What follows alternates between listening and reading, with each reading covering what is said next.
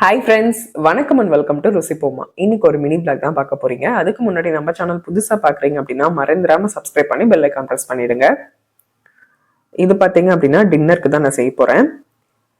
2 பெரிய வெங்காயம், 4 பச்சை மிளகா, கொஞ்சமாக கருவேப்பிலை. மதியம் வச்ச ரைஸ் மிச்சமாக இருக்குது. அதனால நான் சாப்பாடு மிளகு சாதம் மாதிரி செய்வேன். அது இப்போ இருக்க மழை காலத்துக்கு நல்லா சுட சுட சாப்பிடும்போது ரொம்பவே நல்லாயிருக்கும். ஒரு கடாயில் எண்ணெய் ஊற்றிக்கலாம். எண்ணெய் நல்லா காயட்டும். இன்னும் நல்லா காஞ்சதுக்கு அப்புறமா உளுத்தம்பருப்பு, கடலைப்பருப்பு, கடுகு 3 போட்டுக்கலாம். ஃபர்ஸ்ட் கடுகு போட்டுட்டீங்க அப்படின்னா ரொம்ப தீஞ்ச மாதிரி ஆயிடும். அதனால உளுத்தம்பருப்பு, கடலைப்பருப்பு போட்டதுக்கு அப்புறமா கடுகு ஆட் பண்ணிக்கோங்க. வீடு ஷிஃப்டிங் வீடியோ போடுறேன்னு சொல்லியிருந்தேங்க. இதுலேயே நான் ஆட் பண்ணுறேன். நான் 2 இயர்ஸ் பிஃபோர் இங்கே லோக்கல்லேருந்து நான் கர்நாடகா ஷிஃப்ட் ஆகும்போது என்ன மாதிரி இது பண்ணோங்கிறத பேக்கர்ஸ் அண்ட் மூவர்ஸ் டீட்டெயில்டாக வீடியோ போட்டிருக்கேன். இது நான் லோக்கல்குள்ளேயே இது பண்ணுறதுனால ரொம்ப டீட்டெயில்டாக எடுக்க முடியலங்க. தம்பி வச்சுட்டு ரொம்ப டீட்டெயிலாக எடுக்க முடியல. நான் 2-3 கிளிப்பிங்ஸ் ஆட் பண்ணுறேன், செக் பண்ணுங்க. நல்லா புரிஞ்சதுக்கு அப்புறமா கட் பண்ணி வச்சிருக்க பச்சை மிளகா, கட் பண்ணி வச்சிருக்க பெரிய வெங்காயம் ஆட் பண்ணிக்கலாம். நீங்கள் சின்ன வெங்காயம் வச்சுருந்தீங்கனாலும் ஆட் பண்ணிக்கோங்க, ரொம்ப டேஸ்ட்டாக இருக்கும். வெங்காயம் நல்லா வதங்கட்டும். இது ரொம்ப சிம்பிளாகவும் டேஸ்டாகவும் செய்யக்கூடிய ரெசிபிங்க.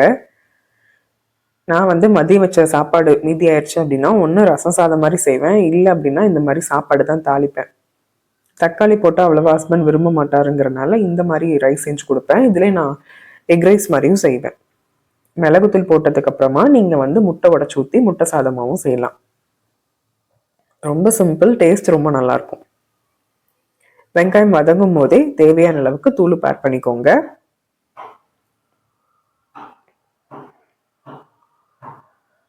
வீடெல்லாம் பார்த்து அட்வான்ஸ் கொடுத்துட்டு வந்தாச்சு. நாங்கள் போகிற வீடு எப்படி இருக்குங்கிறதையும் உங்ககிட்ட நான் காட்டுறேன், செக் பண்ணி பாருங்கள். வீடியோட எண்டிங்கில் வரும். நல்லா வதங்கட்டும். ரொம்பவும் வதங்கிடக்கூடாதுங்க. லைட்டாக ஒரு 2 மினிட்ஸ் வதங்கினாலே போதும்.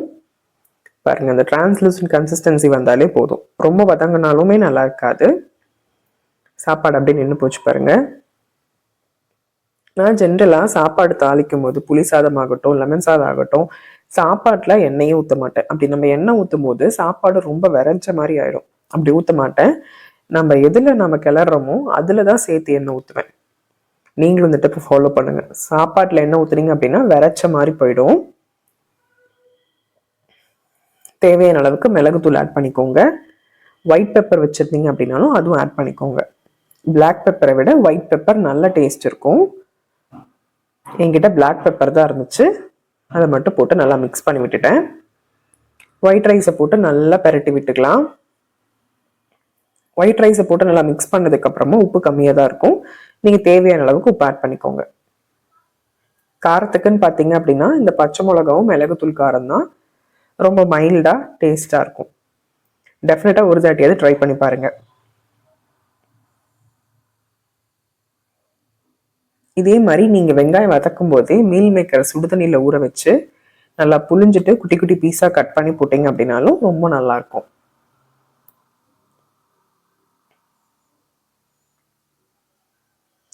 நல்லா மிக்ஸ் பண்ணி விட்டுக்கலாம். ஃபஸ்ட்டு பீரோ உள்ளேருந்து எடுத்துகிட்டு வந்துட்டு அதுக்கப்புறமா எல்லா பக்கமும் கவர் பண்ணிட்டாங்க, சீல் பண்ணிட்டாங்க. அது ஓப்பன் ஆகாத மாதிரி.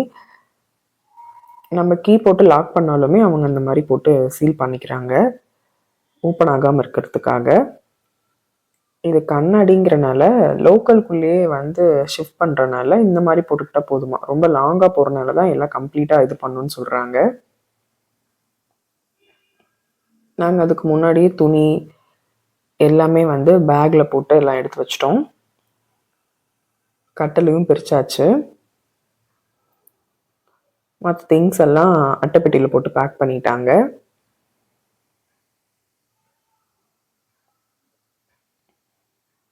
தம்பியோட திங்ஸ் வேணுதெல்லாம் கொஞ்சம் கொஞ்சமாக எடுத்து வச்சாச்சு. அப்புறம் ஃப்ரிட்ஜை டோட்டலாக ஆஃப் பண்ண சொல்லியிருந்தாங்க. கடைசியாக தான் ஃப்ரிட்ஜை ஏற்றுனாங்க.